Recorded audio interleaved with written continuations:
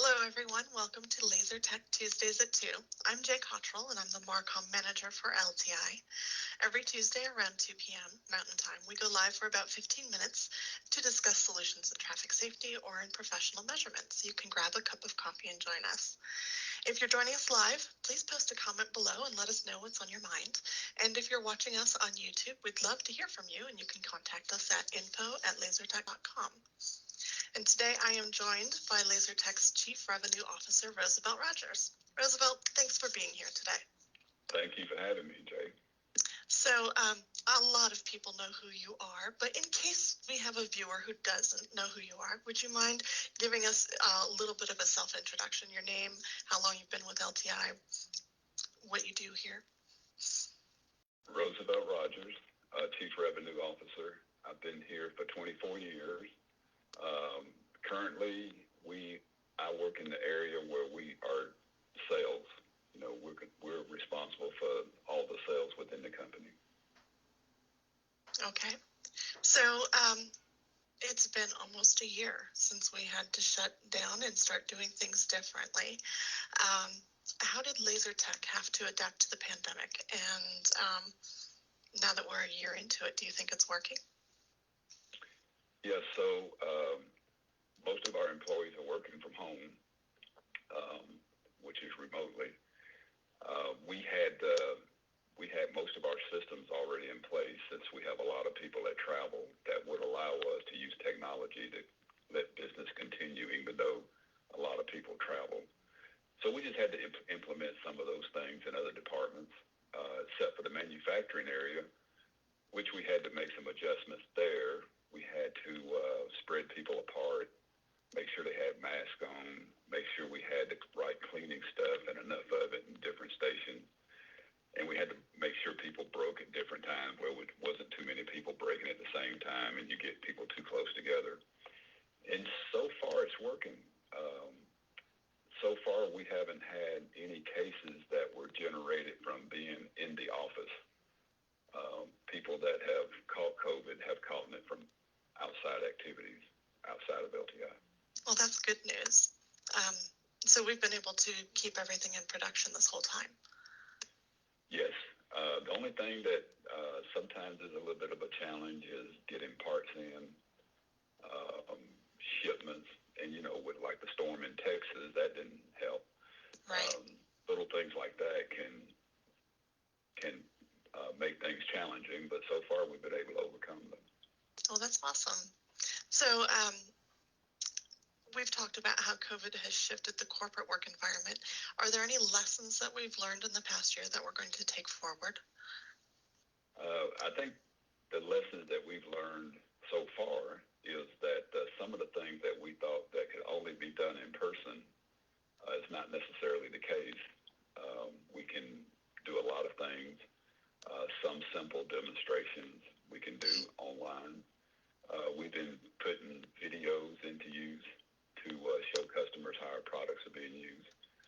And we've been able to use technology that in the past we've been using it internally, but we haven't been as good at using it with customers, because we know customers like that personal touch.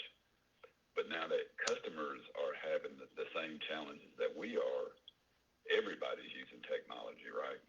Right. So yeah. I think on a limited basis, we'll continue to do some of that. I think so too. I know that our sales team has really stepped up their game with technology and being able to train and demonstrate things remotely, and still making a really good showing of it too, I would say. Yes. So what are you excited about in 2021? Well, the first thing I'm excited about is the vaccine. Of course, I hope everybody's excited about that, right? We like being out in front of the customer, and we want to be able to get back out there. We're used to interacting with people. And the second thing is, I think the second half of our year is going to be really exciting, because we'll have some new things happening, some new products and stuff that I can't tell too much about right now. But I think if people just keep watching, keep checking our Facebook pages and tweets and all our communications, the second half of the year is going to be very, very exciting for us. I would agree. I know that we're doing a lot of behind the scenes activities that are very exciting. It's Yes. just been fun to work on a lot of these projects, and I can't wait until I can start talking about them with everybody. So, yeah, it's going to be fun. Yeah, and the ability to get in front of people will be nice too, because to see the look on people's faces in person is going to be really exciting. Yeah, that'll be a good payoff. So, Yeah. let's get that vaccine. Um, so, we know that you partner with Matt a lot, and we've had Matt on to interview with us before. Are there any initiatives that you and Matt will be working on this year?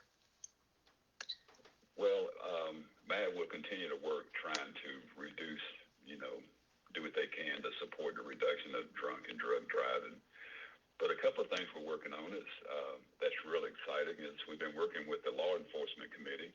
Um, they've got some great people on there, some great professionals, and right now we're in the process of evaluating people who have been submitted for awards for the law enforcement awards. So that's pretty exciting. And then the other thing we're working on is fundraising. Of course, you always got to raise money, right, to help support these activities.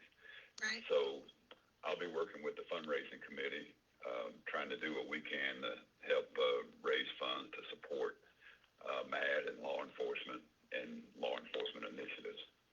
Right. And I remember a few weeks ago when we had Fran on to interview, he said that some of the things they learned about how they had to change things for the pandemic is some of their activities they went virtual with, and more people were able to participate.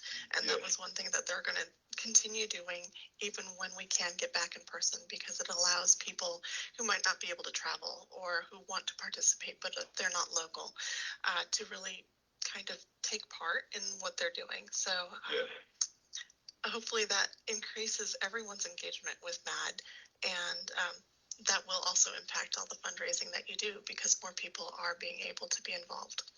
Yes, and the other thing, it's good you said that, but even with some of us that travel, with some of the changes, we can be out of town and still participate in meetings because they're all virtual, right? So meetings that I would not be able to participate with because I was on the road, I can participate in now. So right, so you can be more involved as well. Exactly. Without having to rack up all those air miles. Exactly. Yeah, it's going to be fun. Well, we're getting about halfway through our interview, and this is usually when I hit someone with a random question. We've talked about pizza before, so Vinny already knows what your favorite pizza toppings are. So what is the best advice that you have ever received? Oh, that's a huge question. But I get really good answers. Yeah, so probably the best advice I've gotten is as a young police officer, I was getting trained, and the person that was trained, I was asking them how do they interact with people, and they were saying that they always treated people the way they would want to be treated if they was in the same situation, and then they let that person dictate what's going to happen from that point forward, right? And I live my life that way. I try to live my life treating people the way I'd want to be treated if I was in the same situation. So I think that would be good for all of us to do, right? Right. We all want to be treated good. Yes. And it helps us start interactions with a little bit of compassion and empathy to start out with. Exactly. Right. Well, that's very good advice. Well, are there any other thoughts that you want to leave with people as we're wrapping up? Well, the only thing I would say to people is, this pandemic has made us really think about the people in the world who we normally don't think about that continues to work. Our doctors, our nurses, our police officers, our grocery store workers, and our truck drivers, all these folks that are continuing to work, even though that there's a big pandemic out there and some of us are having to work from home, right? we can't get out there, but these folks are getting out there every day, and let's treat them with some compassion. Let's just show our appreciation to these folks for doing what they do. I think it's Right. fantastic. Yeah, I know I am especially appreciative of electrical contractors and everyone who keeps the internet going. So, Exactly. because without that, we would not be able to do this. So, Exactly. And I saw yeah, a picture the other day of some guy on a power line. There was ice and stuff all around them, and he was trying to get power restored to this neighborhood. Think about that. yeah. I mean, that's amazing. They have a tough job, especially because storms are when power outages happen. So they're out in storms trying to get things restored and fixed. Exactly. Well, I would like to thank everyone else who has joined us today. Thanks, Roosevelt. I really enjoyed talking with you. These interviews are so brief, so we'll have to have you on again as we get closer to being able to talk publicly about some of the exciting things that we're doing. All right. To be alerted about upcoming Tuesday at 2 events, you can click the like button and follow LaserTech's page on Facebook. And if you're watching us on YouTube, you can click subscribe to follow our channel and click the notification bell for getting alerted to new videos. Come back next week. We'll be chatting with our good friends at Altera, who are down in Texas. And until then, let's work together to continue building safer communities. Thank you.